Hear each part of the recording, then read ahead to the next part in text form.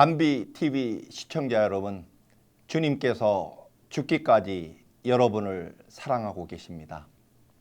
오늘 본문은 나면서부터 40년 동안 지체장애를 가지고 예루살렘 성전 미문이라는 문 앞에서 구걸을 하며 살아가던 그 지체장애자를 베드로와 요한 사도가 예수의 이름으로 고쳐줍니다.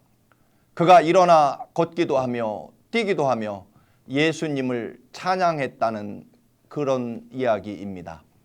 우선은 일생 동안 일어나거나 뛰어보기는커녕 걷지도 못하고 남의 돈만을 바라보며 사는 사람이 있습니다.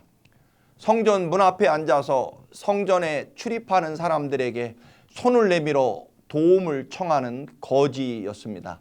당시 성전에는 10개의 문이 있었고 그 중에서 금과 은으로 장식되어 가장 아름다운 문, 미문이라 불렀습니다. 외적으로는 가장 아름다운 미문 안에 내적으로는 가장 비참한 인생의 지체장애인 거지가 앉아 있었다는 점입니다. 거지에게 성전 문 앞은 장사가 가장 잘 되는 장소였을 것입니다. 몫이 좋은 장소였을 것입니다. 세상은 이처럼 외적으로는 화려하지만 그러나 안으로는 이렇게 비참한 사람들을 얼마든지 볼 수 있습니다. 이 사람은 아름다운 성전에 매일매일 오고 있기는 하지만 누군가에 엎혀서 왔다가 저녁이 되면 다시 또 엎혀 돌아갑니다. 남들은 모두가 성전 안으로 들어가 하나님의 사랑을 받고 있는데도 이 사람은 그저 성전 앞에서 돈 줄 사람만 찾고 있습니다.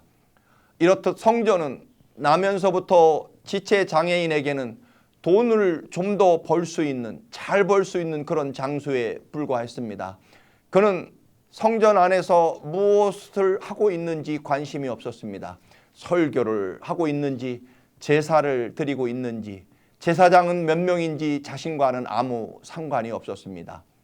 왜 그렇습니까? 그는 오로지 자기 손에 쥐어지는 동전에만 관심이 있었기 때문입니다. 그는 아마도 성전에 들어가 은혜를 많이 받은 사람이 내게 더 많은 돈을 주고 갈 것이라고 생각했을 것입니다. 그래서 그는 40년 이상을 성전에 매일매일 왔지만 살아계신 하나님을 만난 적도 가슴 벅차도록 주님을 향하여 주님 품에 뛰어들어 사랑을 고백한 적도 없었습니다. 늘 그 자리에 머물러 있던 사람입니다. 그는 영원히 40년이 지나가도 성전 안에서 누리는 그 영적인 은혜와 하나님의 그 특별한 사랑을 받지 못했습니다.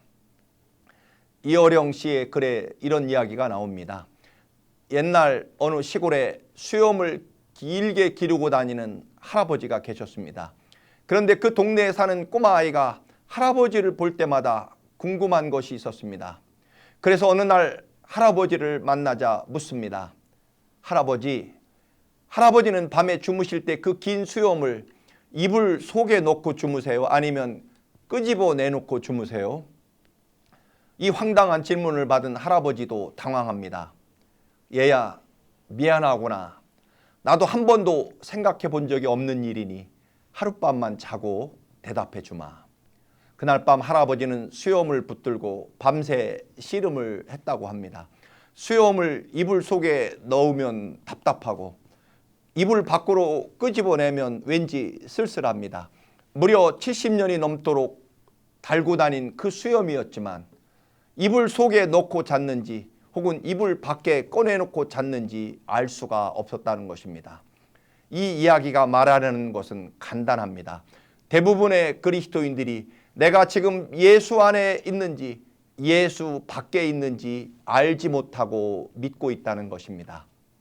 내가 지금 성령 안에 혹은 성령의 인도하심 밖에 있는지 알지 못한 채 살아가고 있는 믿음의 자세를 보이고 있다는 것입니다. 그때 베드로와 요한이 성전 미문에 들어섭니다. 지체장애자가 손을 내밉니다.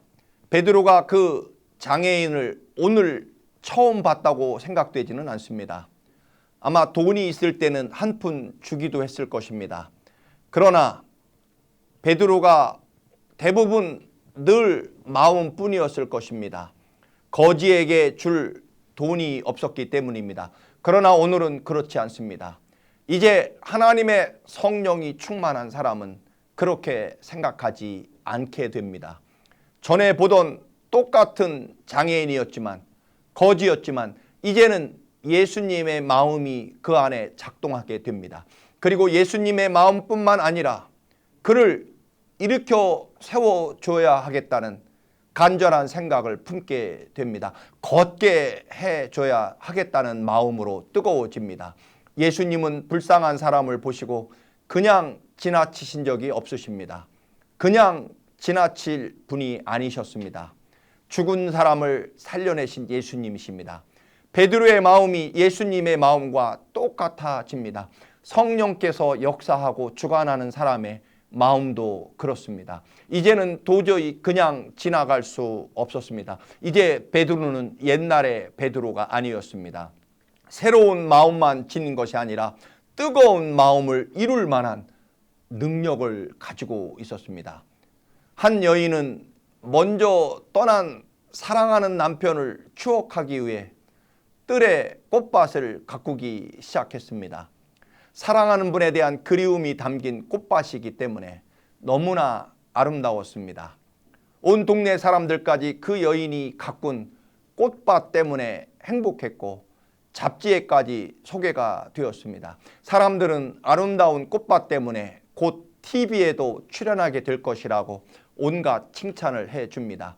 어느 날 아침 초인종 소리가 났습니다. 혹시 방송국에서 찾아왔나 하는 그런 기대와 설렘으로 대문을 열었지만 아무도 보이지 않았고 대신에 웬 포대기가 눈에 띄었습니다.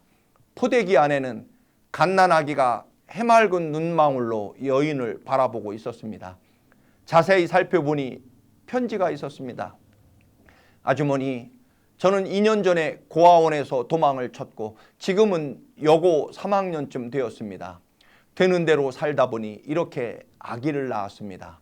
저는 아기 키울 능력이 없습니다. 그래서 제 아기를 가장 훌륭하게 키워줄 분을 찾다가 아주머니의 꽃밭을 보았습니다. 세상에 이렇게 아름다운 꽃밭을 가꾸는 분이라면 제 아기를 맡겨도 되겠다고 생각했습니다.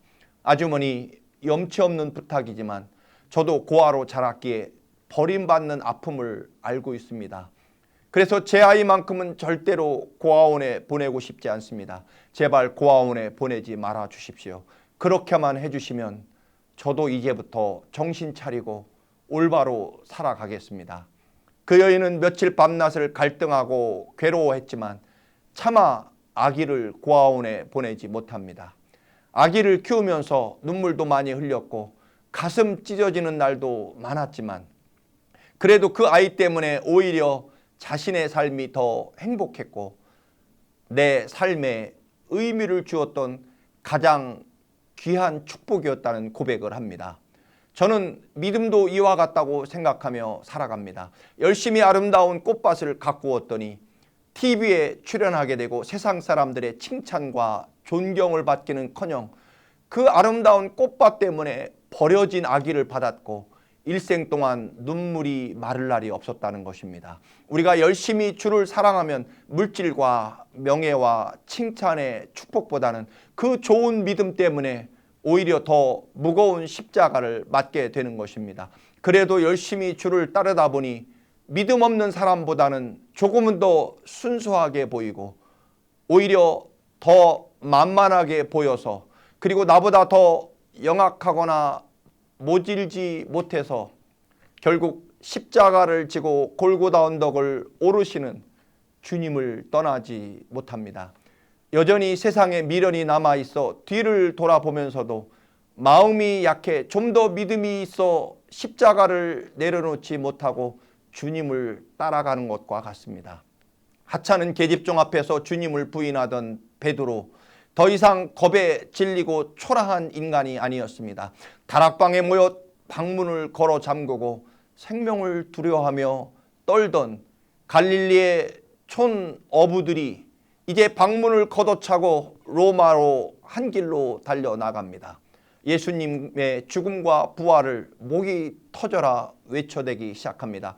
하나님의 영이신 성령님이 베드로의 영혼과 삶에 그리고 마음속에 능력으로 오셨기 때문입니다. 성령 충만하십시오. 주님의 마음과 그 마음을 실천할 수 있는 권능이 충만하게 될 것입니다. 감사합니다.